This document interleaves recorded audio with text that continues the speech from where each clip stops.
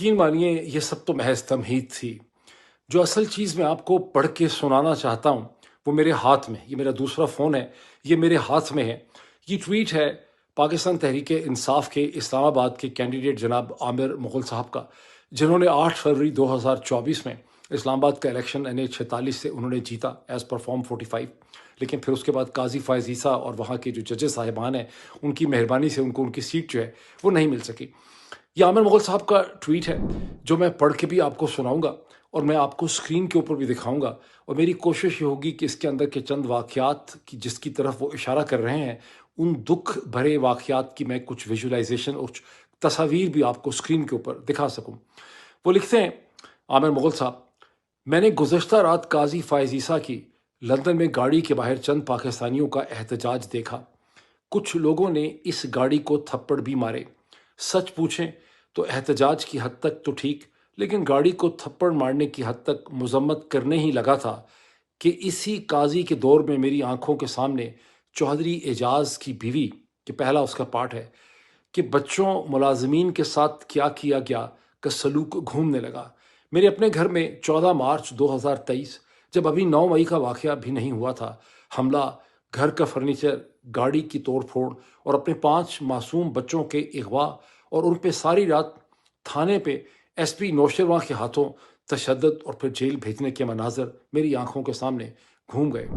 Sadullah Bloch की बेटी के अगवा के मनाज़र घूम गए। गुल ज़फ़र बागी के माज़ूर बच्चे के अगवा के मनाज़र घूम गए।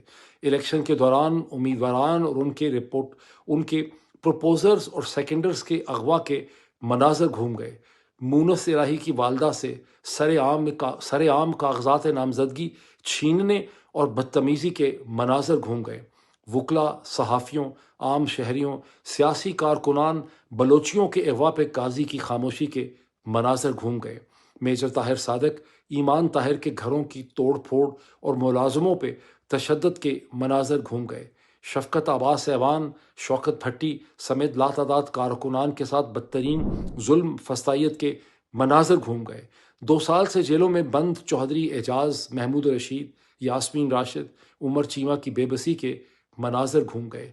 डेथ सेल से मिलिट्री कस्टडी में बंद कारकुनान के चेहरे घूम गए। ज़रका तैमूर, नसीमा एहसान, कासिम रोंझू के साथ किए गए जुल्म सितम के मनाज़र घूम गए।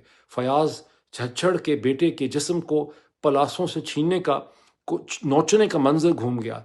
मासूम आबाद फारूक का चेहरा घूम गया। फिर लिखते हैं, तैयबा राजा, सनम जावेद, आलिया हमज़ा, खदीजा शाह, आयशा भुट्टा के बेगुनाह साल भर की जेलों में कैद के मनाज़र घूम गए।